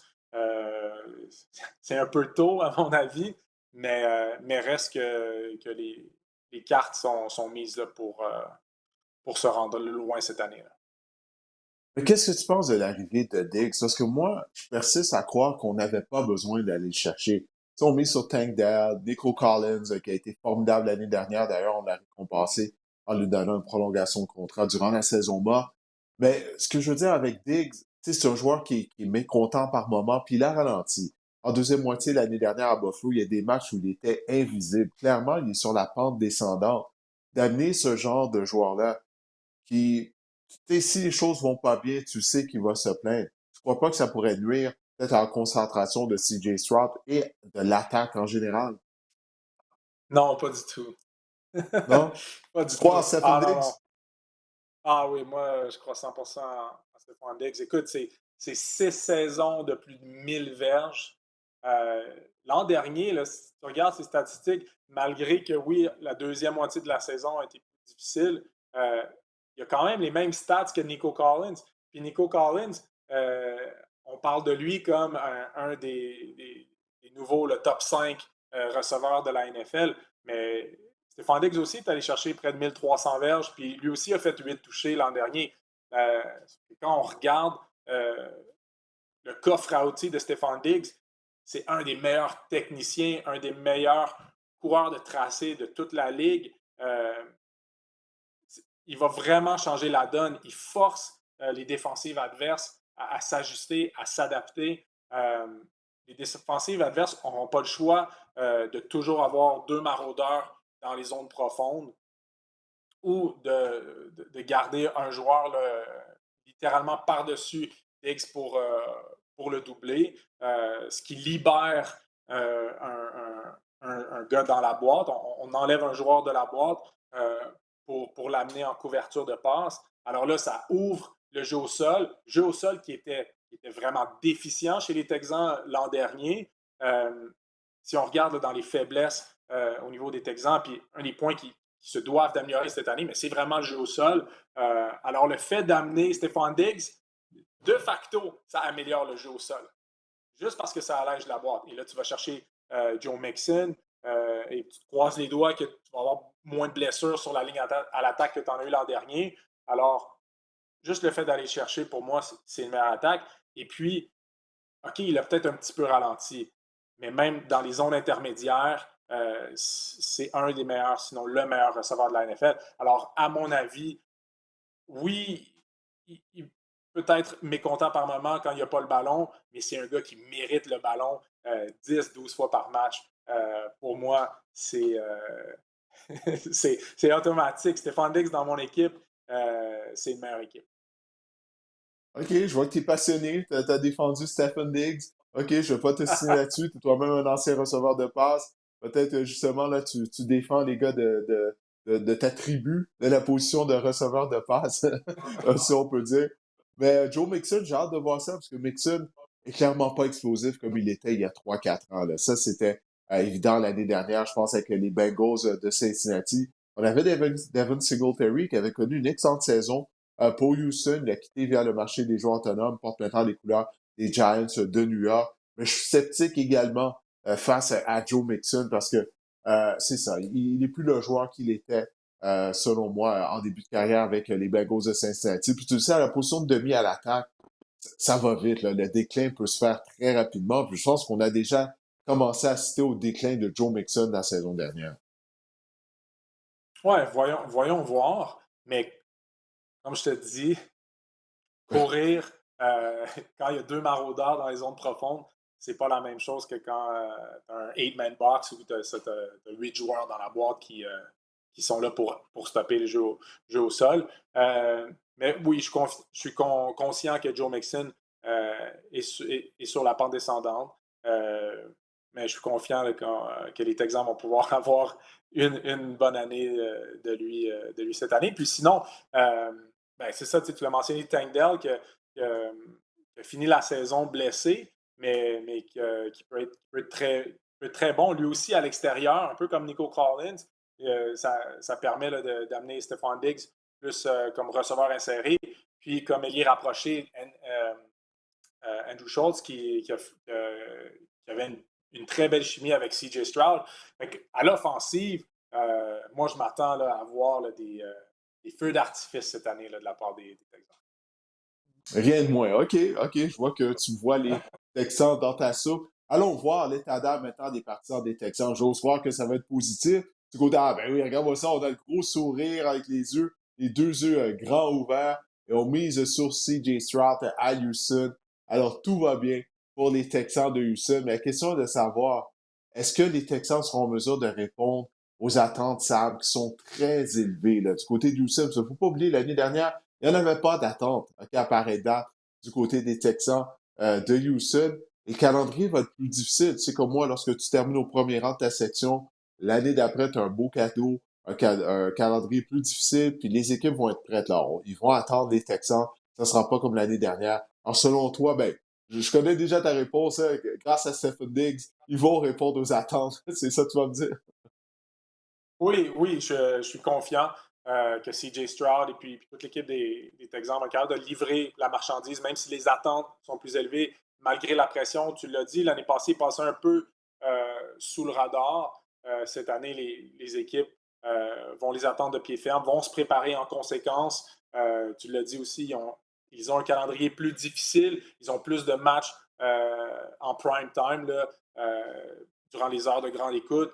Ça aussi, là, c'est des matchs où la pression est un peu plus relevée. Euh, mais malgré ça, oui, je pense que les Texans vont être en mesure de livrer la marchandise. Ouais, on a même changé les uniformes du côté des Texans. Là, on est prêt pour les matchs aux heures de grande écoute, au match prime time. Là. Mais CJ Stroud, bon, on mentionne son nom depuis tout à l'heure. Moi, je croyais qu'il était le meilleur carrière du repêchage l'année dernière. Alors, du moins qu'il était meilleur que Bryce Young. Moi, si j'avais été les Panthers à Caroline, c'est lui que j'aurais repêché. Puis je le dis pas maintenant, je l'avais dit en ondes lors de la diffusion du repêchage. Là. J'ai pas dit ça parce que Stroud a été la recrue de l'année. Mais qu'est-ce que tu as aimé de la part de CJ Stroud? Est-ce que tu crois qu'il pourra s'améliorer cette année? Tu es un ancien receveur de passe. Alors, qu'est-ce que tu aimes de la part du jeune cadre des Texans? Ben, premièrement, c'est sa résilience. Écoute, on en parlait un petit peu tout à l'heure, là, la ligne à l'attaque des Texans était une des pires lignes à l'attaque de toute la NFL. Ils ont eu des blessures à tous les niveaux. Et puis malgré ça, CJ Stroud était capable d'avoir une bonne présence dans la pochette protectrice. Quand la pression s'amenait, il prenait pas de mauvaises décisions. Il était capable de sortir de la pochette, de s'évader, d'étirer le jeu, de regarder ses receveurs, regarder dans les zones profondes, de cocher des passes précises, même quand il était en mouvement, même quand la pression s'amenait. De voir ça de la part d'un corps recru, c'est extrêmement euh, impressionnant. C'est pas pour rien qu'il a connu une des meilleures saisons recrues de toute l'histoire de la NFL.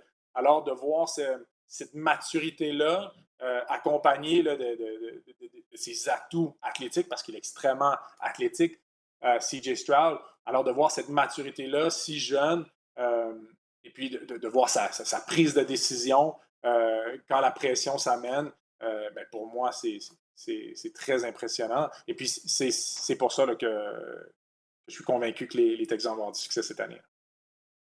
Ben justement, alors, combien de victoires pour les Texans de Houston? Leur over-under. Plus ou moins 9 victoires et demie pour Houston. On l'a dit, calendrier difficile, attente élevée, mais malgré tout, là, je leur prédis 11 victoires, donc plus de Ah 9,5. oui, j'ai 11 et Oui, 6 vas-y. pour les Texans de Houston. Écoute, moi, j'ai allé pour moins 9 victoires pour les Texans de Oh, Houston. Bon, c'est de la section sud, l'américaine, ça peut être suffisant afin de terminer au premier rang. À cause de qu'est-ce que tu viens de dire, le calendrier qui va être plus difficile, notamment. Puis on va attendre les Texans, on va pas les prendre à la légère en première moitié de saison comme ça a été le cas la saison dernière. Peut-être que je me trompe, il y a personne, la NFL est tellement imprévisible, c'est juste mon opinion. oui. Alors on va voir qu'est-ce qui va arriver. Mais une chose certaine, moi j'ai hâte de voir la deuxième saison de CJ Stroud. J'ai tellement été épaté par lui l'année dernière, son calme également, dans la pochette, vraiment en contrôle de ses émotions. Alors, j'ai hâte de voir qu'est-ce qu'il nous réserve là, cette année avec une année d'expérience derrière la cravate de CJ Stroud. Alors, regardons le classement en puissance maintenant de la section sud de l'américaine du podcast Le Sac du Quart. Ben, pas de surprise. Finalement, c'est un copier-coller du classement de la saison dernière ou à peu près. Alors, les Texans de Houston en première position, les Colts en deuxième, Jaguars troisième et les Titans du Tennessee en quatrième et dernière position. Ça, je suis confiant que ça va être les Titans qui vont terminer dans la cave du classement. Qu'est-ce que tu penses? Est-ce que tu es d'accord avec le classement de la section sud d'américaine? Ouais, pour l'instant, je suis d'accord. Il y a beaucoup de choses qui pourraient changer. On a 4 jeunes corps. Tu sais, Trevor Lawrence est plus expérimenté, mais ça reste que c'est pas un corps qui est très, très vieux. Alors, on va avoir un jeu extrêmement dynamique, extrêmement excitant dans l'américaine sud. Et puis on va voir comment tout ça va évoluer, mais une chose est sûre, on ne s'ennuiera pas là, cette année dans l'américaine. Ouais, puis je rappelle, à pareille date l'année dernière, tout le monde choisissait les Texans en fait de terminer dernier. Alors, qui sait? Peut-être que ça augure bien pour les Titans. Peut-être que c'est eux qui vont terminer au premier rang de la section avec Will Levis. Ça reste à voir. Ben écoute, Samuel, je te remercie d'avoir accepté mon invitation. Ça a été super d'être en mesure de faire ce survol de la section sud de l'Association américaine avec toi. Merci beaucoup pour l'invitation. Très apprécié. Ah ben parfait. On se reparle. Porte-toi bien. Yes. Alors, le moment est venu de répondre à vos questions dans le cadre de la Minute des fans. Comme je le fais à toutes les semaines, je vous invite à m'envoyer vos questions par vidéo à à l'adresse courriel du podcast Le Sac du Car. L'adresse courriel, elle est simple. C'est lesacducar@gmail.com. Envoyez-nous, oui, vos questions en format vidéo dans la mesure du possible. Une trentaine de secondes au maximum. Ça me fait toujours plaisir d'y répondre. Alors, on va y aller avec notre première question pour cette semaine. Bonjour Didier. Là, on a Stan Mack qui revient, qui est revenu des Falcons. Peut-être que Lualo Guac va revenir des Buccaneers, on le souhaite. Mais ma question était, est-ce qu'il y a d'autres gros joueurs d'impact comme ça qui risquent de revenir dans les autres équipes de la CFL, là, ce qui ferait en sorte que la deuxième partie de la saison là, pourrait être, qui pourrait venir brouiller les cartes là, dans le classement?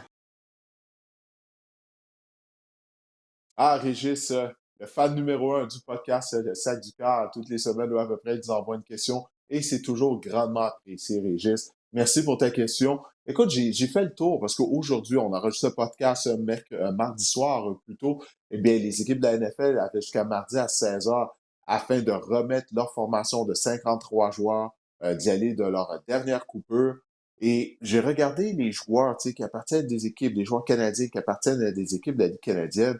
Les joueurs d'impact, il n'y en avait pas tant. Il y avait des joueurs de ligne à attaque, comme Dakota Shipley, qui a été libéré. Mais je crois que le nom numéro un, c'est Mathieu Betts. J'en ai parlé avec Samuel Giguère. Betts qui a été sélectionné en tant que joueur par excellence de la Ligue canadienne en défense. La saison dernière, c'est un chasseur de quart. Alors, Mathieu Betts est définitivement un joueur qui pourra avoir un impact si il effectue un retour au sein de la Ligue canadienne. Ça va savoir avec quelle équipe, parce qu'il est joueur autonome. Et tout d'abord, est-ce qu'on va lui offrir une place au sein de l'équipe d'entraînement des Lions de Détroit, peut-être une autre formation de la NFL? Ça reste à voir. Alors, mais définitivement, Mathieu Betts vient en tête de liste parce qu'il est de loin le meilleur joueur de la Ligue canadienne qui participait, ancien de la Ligue canadienne, plutôt, je devrais dire, qui participait à un camp d'entraînement de la NFL. Alors, encore une fois, merci pour ta question, Régis. Alors, maintenant, quelle est notre prochaine question?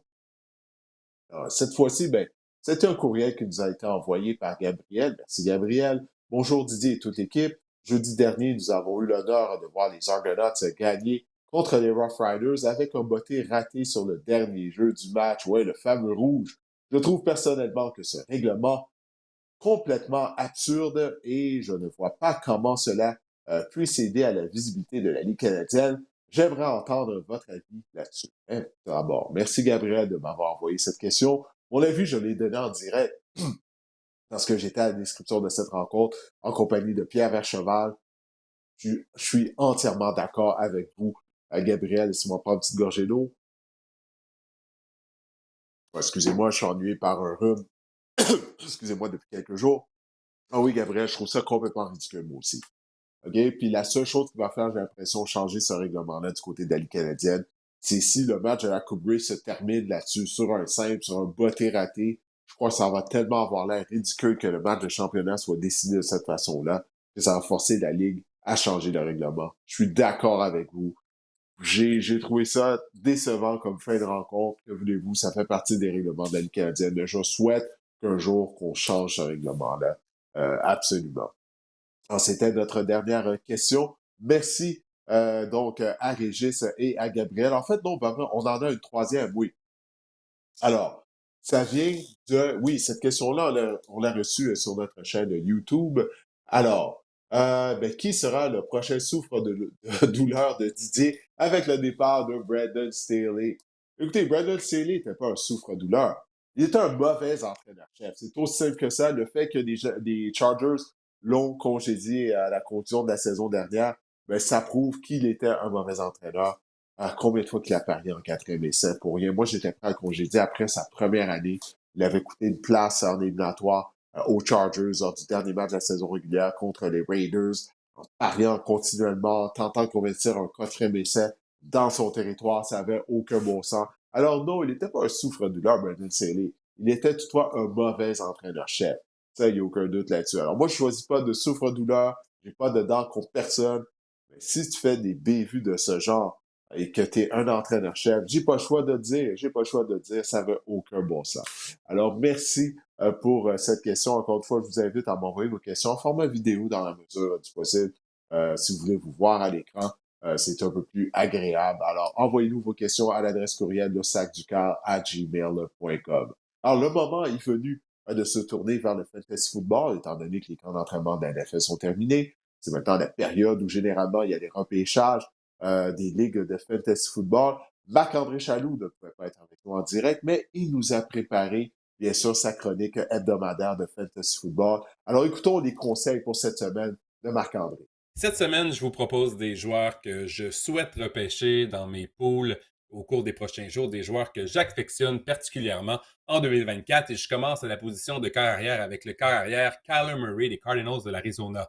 Kyler Murray est présentement le quart arrière numéro 7 au niveau fantasy selon Fantasy Pro. Il est quart numéro 8 sur certains sites, quart numéro 9 même sur d'autres sites. Donc, il est présentement un choix de 7e, de 6e, 7e ronde. Il ne faut pas oublier que Kyler Murray, il a été blessé la saison dernière, mais lorsqu'il a été sur le terrain, il a produit 17 points fantasy 6 fois en 8 matchs. Donc, ça, c'est assez intéressant. Son plancher est vraiment grand à Kyler Murray. Il demeure une menace au sol. Ça, c'est toujours intéressant au niveau fantasy. Et pour une des rares fois dans sa carrière, en fait, il a eu DeAndre Hopkins, mais pour une des rares fois, il va compter maintenant sur un receveur qu'on dit alpha, un vrai numéro 1 en Marvin Harrison. Donc ça, c'est de bon augure pour Kyler Murray. Ça va l'aider absolument. Également, la défense des Cardinals, c'est une défense qui va être très ordinaire cette saison. Ça, on aime ça au niveau fantasy parce que plus la défense accorde des points, plus ça force l'attaque à produire par la passe. Donc ça va amener des points pour Kyler Murray. Donc ça, c'est intéressant. Donc, il y a plusieurs arguments pour vous dire que Kyler Murray est un bon choix fantasy. Il est repêché présentement derrière des quarts de pochette, des quarts comme C.J. Stroud, comme Joe Burrow. Et Kyler Murray, je pense que je préfère le plancher et surtout le plafond qui est extrêmement élevé d'un Kyler Murray à un C.J. Stroud, à un Joe Burrow, à un quart de pochette. Et je voulais vous présenter également d'autres quarts arrière en rafale que j'adore en 2024. Jaden Daniels, le quart recru des Commanders de Washington. Encore là, une défense qui va être, selon moi, médiocre. Donc ça, c'est bon au niveau fantasy. Encore là, un quart mobile, une menace au sol. On voit un peu les mêmes habiletés, les mêmes ingrédients qui pourraient faire le succès de Kyler Murray en Jaden Daniels. Également, le quart Dak Prescott. Je trouve qu'on rend pas tout le crédit à Dak Prescott la saison dernière. Il a été le meneur pour les passes de toucher dans la NFL. Je trouve que c'est un excellent rabais au niveau fantasy. Et Jordan Love, si la deuxième moitié de saison de Jordan Love était vraiment ce que Jordan Love peut donner, c'est-à-dire être un quart élite, ben, à son prix en ce moment, carrière numéro 10, carrière numéro 9, Jordan Love, je l'apprécie également. À la position de porteur de ballon, je commence par celui que la plupart des experts fantasy, il y a un buzz autour de Isaiah Pacheco, le porteur de ballon des Chiefs de Kansas City. Il est l'un des 5 porteurs l'année passée avec au moins 200 courses et 40 réceptions. Ça, c'est super intéressant dans son cas. Présentement, il n'y a aucune compétition pour des opportunités dans le champ arrière des Chiefs de Kansas City. Même Kenny Reed il s'est fait poser la question à savoir qui serait son porteur de ballon de troisième essai en situation de passe. Il a répondu que Isaiah Pacheco sera son porteur de ballon pour les 3 essais. Donc, il a vraiment endossé la candidature de Isaiah Pacheco. Et ça, au niveau fantasy, on aime ça. Lors des 7 derniers matchs l'année dernière, incluant les éliminatoires, Isaiah Pacheco a obtenu une moyenne de 21 opportunités par match et 19 points fantasy. C'est ça qu'on cherche sur un porteur de ballon numéro 1. En ce moment, il est le porteur de ballon numéro 11 au niveau fantasy. C'est un choix de deuxième, voire troisième ronde. Mais je l'ai vu dernièrement sortir en début de deuxième ronde. Il est en ascension au niveau fantasy. Il grimpe dans les classements et avec raison. Je pense qu'il peut être un porteur de ballon numéro 1 au niveau fantasy, voire top 5 à la position au niveau fantasy. Isaiah Pacheco, un grand potentiel cette saison dans une attaque qui va être, encore une fois, explosive. Je vais vous parler également de Josh Jacobs, le porteur de ballon des Packers de Green Bay. Et Josh Jacobs est ce genre de porteur de ballon que j'ai changé un peu d'opinion durant l'entre-saison. Je n'étais pas convaincu par Josh Jacobs, mais je pense qu'à son rang actuel au niveau fantasy, il demeure une belle valeur. En 2023, il faut comprendre que Josh Jacobs a fait face à des boîtes défensives à 7, plus que tout autre porteur de ballon dans la NFL. Il passe également d'une attaque qui était 25e pour les toucher à une attaque qui était 7e l'année dernière pour les toucher. Est-ce que je pense qu'il va redevenir le porteur de ballon qu'il était il y a 2 ans lorsqu'il a obtenu une moyenne de 19 points fantasy par match? Je ne pense pas. Mais le recrue Marshawn Lloyd ne connaît pas un bon camp d'entraînement. Je commence à penser qu'il est pas mal tout seul et qu'il aura la totalité, voire presque la totalité des opportunités dans le champ arrière des Packers, les Packers qui seront, selon moi, une bonne équipe avec une bonne attaque. On semble vouloir l'utiliser à toutes les sauces. Il est un choix de deuxième, troisième ronde. J'adore Josh Jacobs, j'adore Isaiah Pacheco.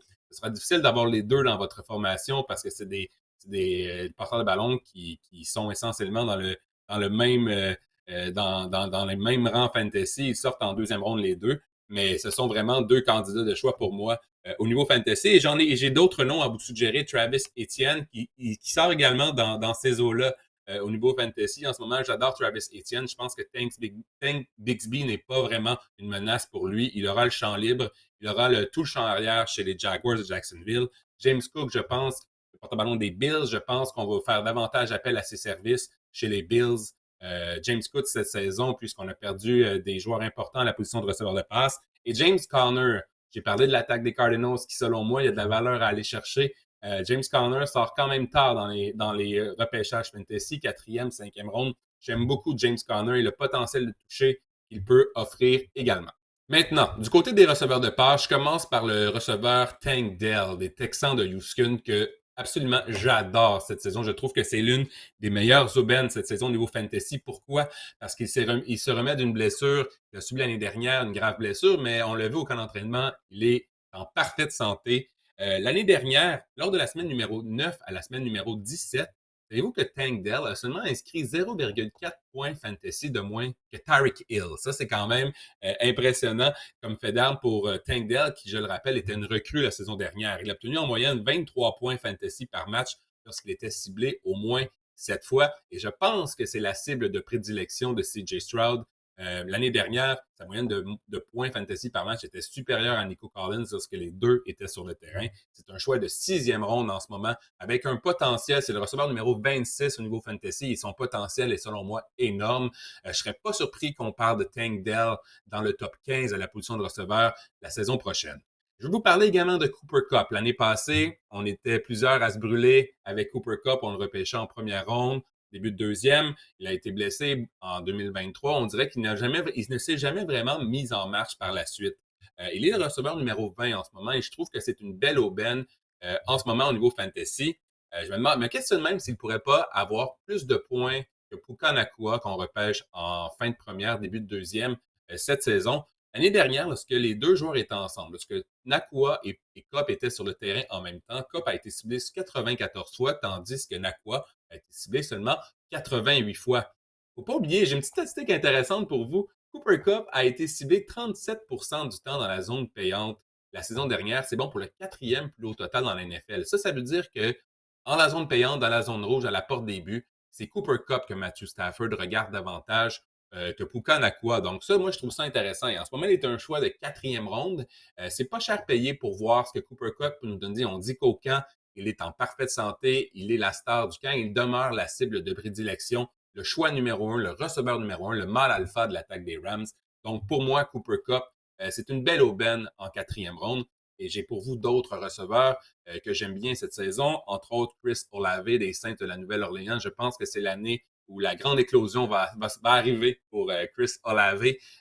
Également, Terry McLaurin, on a vu dernièrement les Commanders échanger Jahan Dotson aux Eagles. Pas que Jahan Dotson avait une place dans l'échiquier vraiment à la position de receveur en ce moment des Commanders, mais je pense que Terry McLaurin va être vraiment la cible numéro 1 de Jaden Daniels dans une attaque qui, selon moi, avec une ligne d'attaque un peu ordinaire, mais dans une attaque qui va être quand même... il va avoir des points fantasy à aller chercher avec cette attaque-là, selon moi, parce que Jaden Daniels est tellement dynamique. Et évidemment, Malik Neighbors, je vous en ai parlé plus tôt durant mes chroniques.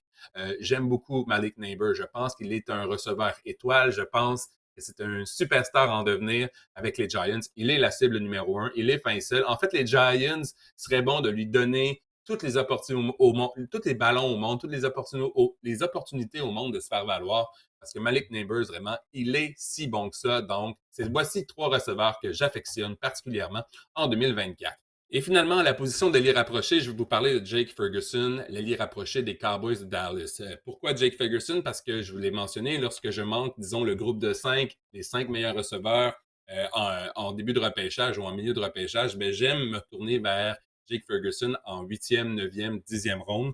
Parce que l'année dernière, lui et CeeDee Lamb ont été seulement les deux seuls Cowboys à avoir été ciblés au moins 100 fois. Il a terminé, Jake Ferguson, deuxième pour les verges sur réception chez les Cowboys de Dallas. Donc, il a vraiment été impliqué dans cette attaque-là. Et ça, c'était à sa saison recrue. Et avec les départs de Tony Pollard et de Michael Gallup, ben, il y a 124 cibles qui sont demeurées vacantes maintenant dans l'attaque des Cowboys, dans une attaque qui est axée sur la passe. On a vu d'ailleurs lors du dernier match préparatoire, c'était pas Dak Prescott, mais c'était Trey Lance qui a lancé le ballon plus de 45 fois. Donc ça, c'est intéressant. Jake Ferguson, en 2023, il a été l'ailier rapproché le plus ciblé de la NFL dans la zone payante. Il a inscrit seulement 5 touchés. On peut penser qu'il pourrait inscrire davantage de touchés cette saison. Donc ça, ce sera davantage payant au niveau fantasy. Et mon dernier argument, en terminant, c'est qu'on doit repêcher un joueur qui a comme rituel d'avant-match de boire du jus de cornichon ainsi qu'un Gatorade orange et ainsi que du jus de betterave. Donc, jus de cornichon, Gatorade orange, jus de betterave, c'est la recette secrète pour connaître du succès dans la NFL et également au niveau fantasy. Merci beaucoup, Marc-André. J'espère que vous avez apprécié sa chronique Fantasy Football. Et en passant, on a pour vous, si vous allez dans la page YouTube, dans la description, on a mis un lien. Si vous voulez participer à notre jeu de prédiction au cours de la saison régulière, jeu de prédiction concernant tous les matchs qui seront présentés à chaque semaine du côté de la NFL, eh bien, le lien est dans la description sur notre page YouTube. On vous invite à vous inscrire et à y participer. Alors, j'espère que cet épisode du podcast Ça du cœur vous a plu. On vous reparle la semaine prochaine.